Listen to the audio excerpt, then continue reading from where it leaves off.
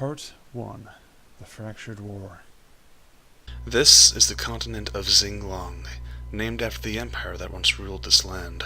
At present, most of this territory is nothing but wasteland, controlled by the Oni and their spawn. Only 4 provinces remain for humanity to live and thrive in, but it wasn't always this way. This was the golden age of Xinglong. Sadly, most of its history has been lost, due to both the passage of time and the folly of man. We do know that it was a time of plenty, though.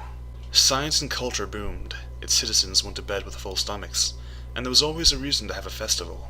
However, this utopia would come to an abrupt end. The cataclysmic turning point for Xinglong is only known as the Sunless Generation. Like most of Xinglong history, what transpired remains a mystery.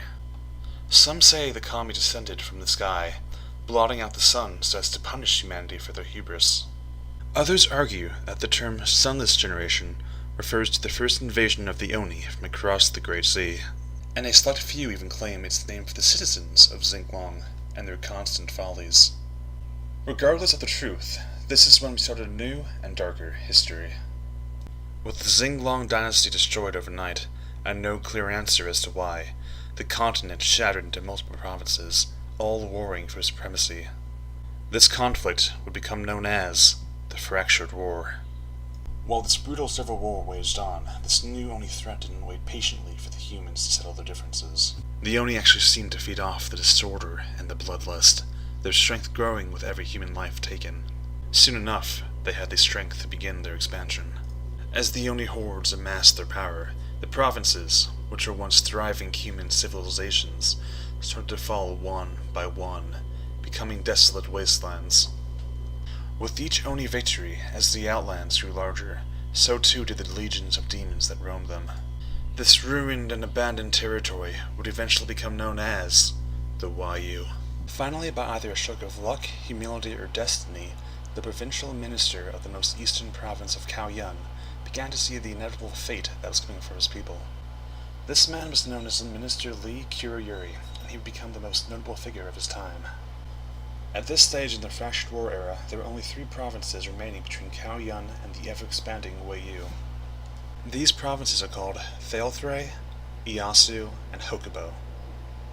Knowing this, Minister Kuriyuri began to write the terms for a potential alliance. All the 4 ministers agreed to meet to discuss the treaty, but debate erupted almost immediately. The 3 leaders were either wary of peace, or simply too proud to agree to anything that wasn't total victory. Still, despite the initial resistance, Minister Kuriyuri's proposal would ultimately succeed, and the other ministers signed the treaty.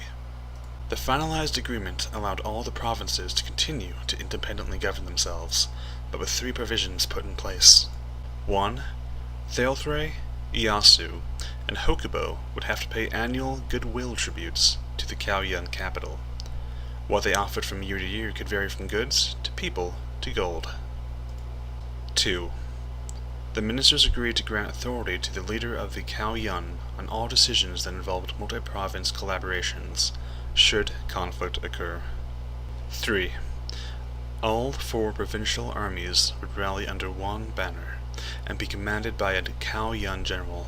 Since Kaoyun was the only province not directly threatened by the Wayuu, it was decided that they could be the most objective in the combined defense of all 4 provinces. Ultimately, the agreement meant that Minister Kuriyuri didn't technically rule the other 3 provinces. However, the authority he now held gave him the most influential seat of power since the fall of the Xinglong Empire. This was declared the Treaty of Tong-Yi. When the ink from the 4 signatures dried, the Fractured War came to an end.